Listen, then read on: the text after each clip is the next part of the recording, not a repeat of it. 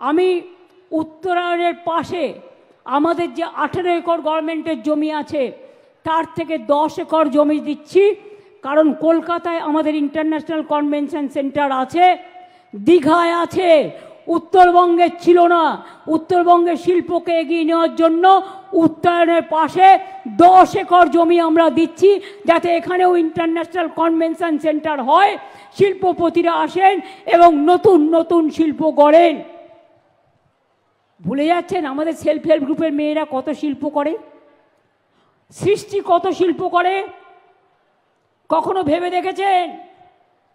আলিপুরদুয়ার জেলায় 35,000 কোটি টাকা ব্যয় করে 2200, এই যে টাকার অঙ্ক চাইছিলেন, শুধু রাস্তায় পথসাথীতে 35,000 কোটি টাকা খরচা করে আমাদের থেকে 2221 কিলোমিটারের বেশি রাস্তা নির্মাণ করা হয়েছে শুধু একটা জেলায়। পথশ্রী প্রকল্পে 173 কোটি টাকা ব্যয়ে নির্মাণ করা হয়েছে, আরও 1145 কিলোমিটার রাস্তা। নতুন ব্রিজ হয়েছে 22টা, 104 কোটি টাকা খরচ হয়েছে। জলপাইগুড়ি জেলাতেও পথশ্রী প্রকল্পে 349 কোটি টাকা খরচা করা হয়েছে, 1084 কিলোমিটার রাস্তা তৈরি করা হয়েছে। টাকার হিসেব চাইছেন যারা, লজ্জা করে না?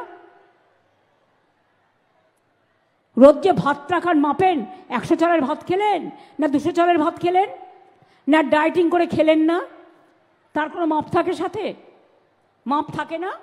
কাজ নেই, কর্ম নেই, সারাক্ষণ শুধু সমালোচনা। রাজবংশী ভাষাকে স্বীকৃতি দিয়েছে কে? আমাদের সরকার। কামতাপুরীকে স্বীকৃতি দিয়েছে কে? আমাদের সরকার। পঞ্চানন বর্মার জন্মদিনকে সরকারি ছুটির ঘোষণা করেছে কে? আমাদের সরকার। কুচবিহারে পঞ্চানন বর্মা বিশ্ববিদ্যালয়, খালিশামারিতে দ্বিতীয় ক্যাম্পাস স্থাপন, ঠাকুর পঞ্চানন বর্মা সংস্কার করে তার বাড়িতে পঞ্চানন বর্মা সংগ্রহশালা মিউজিয়াম স্থাপন, ঠাকুর পঞ্চানন বর্মার পুরো মূর্তি তৈরি করা হয়েছে। এছাড়াও রাজবংশী ডেভেলপমেন্ট বোর্ড, নস্য শেখ ডেভেলপমেন্ট বোর্ড, রাজবংশী ভাষা একাডেমি, কামতাপুরী ভাষা একাডেমি, রাজবংশী কালচারাল একাডেমি, এগুলোও তৈরি করা হয়েছে। নারায়ণ ব্যাটালিয়ান কুচবিহারে তৈরি করা হয়েছে রাজ্য পুলিশে। বাবুরহাটে মহাবীর চিলারায়ের 15 ফুট উঁচু ব্রোঞ্জের মূর্তি বসানো হয়েছে। সারনা সারি ধর্ম আদিবাসীদের দীর্ঘদিনের দাবি, এই দাবি মেনে অ্যাসেম্বলিতে মানে বিধানসভায় আমরা আইন পাশ করেছি এবং কেন্দ্রীয় সরকারকে চিঠি দেওয়া হয়েছে যাতে সারি এবং সারনা ধর্মকে স্বীকৃতি দেওয়া হয়। এছাড়াও আদিবাসীর জমি কেউ কিনে নিতে পারবে না।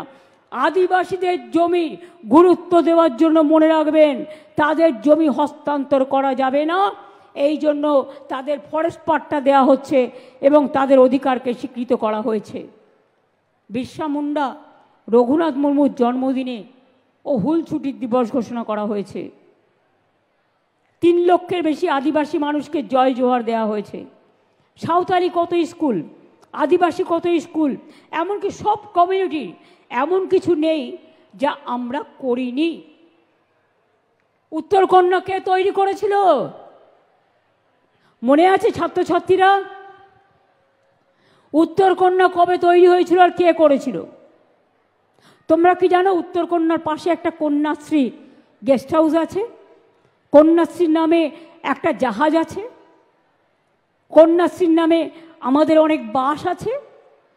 কারণ কন্যাশ্রী আমার পৃথিবীর মধ্যে 1 নম্বর স্থানে আছে। ইউনাইটেড নেশনস পাবলিক অ্যাওয়ার্ড দিয়েছিল কন্যাশ্রীকে, সারা বিশ্বে প্রথম হয়েছে।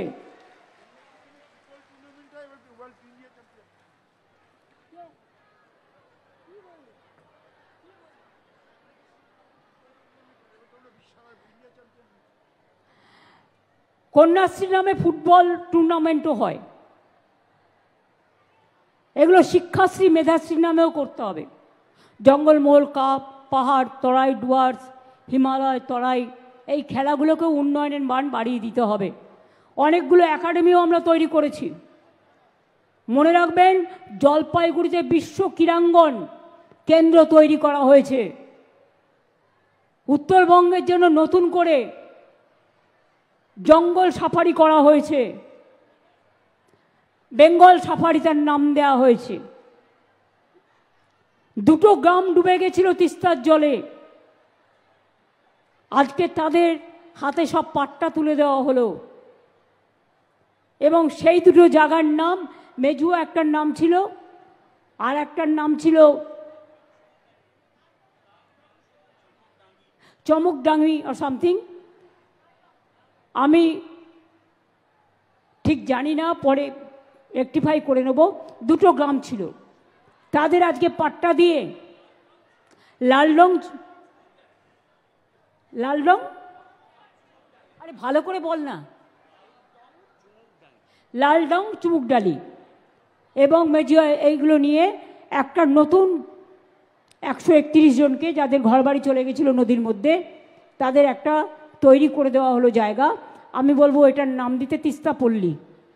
তার কারণ হচ্ছে যেহেতু ওটা ধ্বংস হয়ে গেছে, নতুন করে মা তিস্তাকে প্রণাম জানিয়ে, কারণ তিস্তা আমাদের যেমন উপকারও করে, তেমনি বন্যার সময় কখনো ভুটানের সংকোচ, কখনো নেপালের জল, আর কখনো উত্তরবঙ্গে তো সারাক্ষণই বন্যা নয় কিছু একটা হয়, গঙ্গা ভাঙন মালদায়, মুর্শিদাবাদে, অনেক জায়গায়।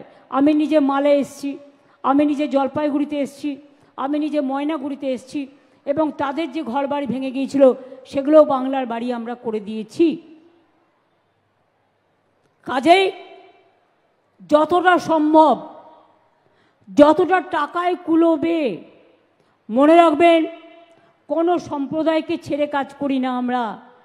কর্মশ্রীর জন্য যেমন হৃদয় আছে, কন্যাশ্রীর জন্য, কন্যাশ্রী হচ্ছে আমার আখির দুটো তারা। মেধাশ্রীর জন্য আমার চোখের মণি আছে কন্যাশ্রীর মতো। তপশিলি আদিবাসীদের জন্য আমার সারা শরীর আছে। মানব দেহকে আমি মনে করি একটা বৃক্ষের মতো চিন্তা করুন। আমাদের বৃক্ষের যেমন ডালপালা থাকে, শিকড় থাকে, শিকড়গুলোকে আমি বলি যদি মানুষের সাথে তুলনা করেন, যদি আমি বৃক্ষ হতাম তাহলে শিকড় হতো আমার কেশবিন্যাস, আর পাতাগুলো হতো আমার চোখের ডানা। কালকে আমি ভাবছিলাম, আর ডালপালাগুলো মোটা মোটা হতো আমাদের শরীরের হাত পা এবং বিভিন্ন অংশ। সুতরাং মনে রাখবেন, গাছে যেমন গাছের গুঁড়ি থাকে, আর গাছের গুঁড়ি হচ্ছে আমাদের ফাউন্ডেশন। আমরা দুটো পায়ের ওপর ভর করে দাঁড়াই।